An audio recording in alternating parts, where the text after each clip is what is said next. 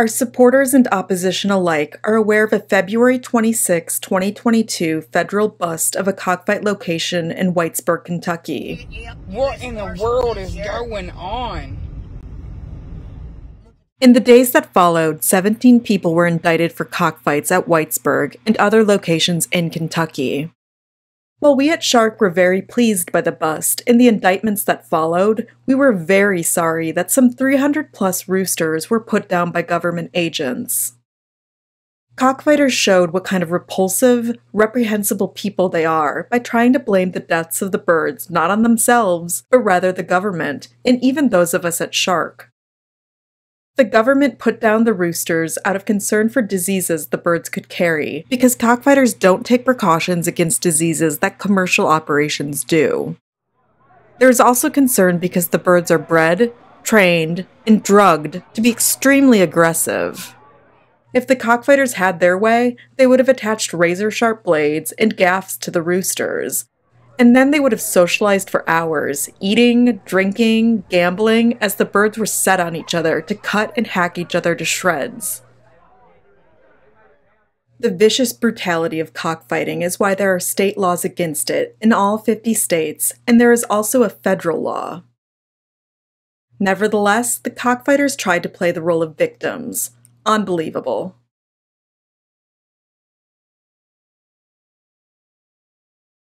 There was one cockfighter, however, who decided to speak the truth. His name is Don Lester.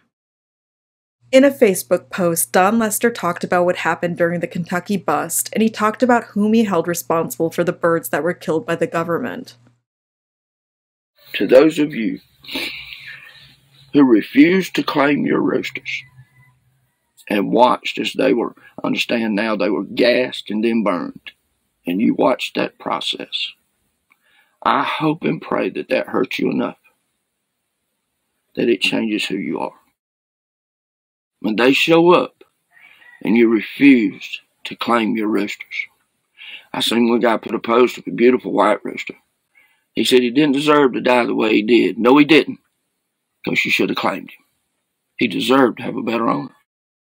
Was there not one man out of 300 or so people that didn't stand up and say, yeah, those are mine? Had you claimed the roosters, they would not have killed him. While Shark and Don Lester obviously disagree about cockfighting generally, there is some agreement about who is responsible for the birds that were killed. Interestingly, Don Lester agrees with us about another aspect of cockfighting. We have got to scourge our ranks of the drug dealers. It's time for Kentucky's police to end their corruption and bust these cockfights without waiting for a federal operation. Cockfighting in Kentucky and other areas could be ended now, but the corruption of the police where cockfighting exists allows it to continue. Beyond that, it's time for Kentucky lawmakers to find their spines and pass stronger laws against cockfighting.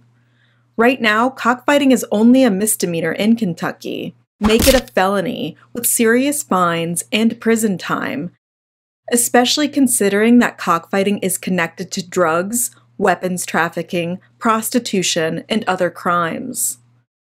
Please leave a comment on this video encouraging Kentucky police and legislators to finally do the right thing.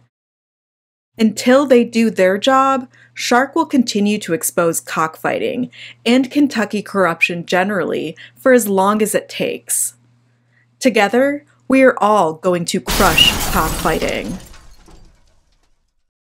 Our best wishes go out to the people of Ukraine.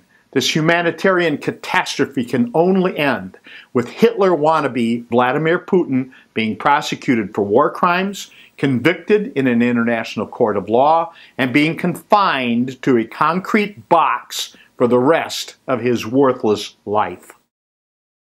Thank you for watching. Please subscribe to our channel to see more of our investigations and learn what you can do to help Shark help animals. If you'd like to support Shark directly and gain access to exclusive content, please consider sponsoring us on Patreon.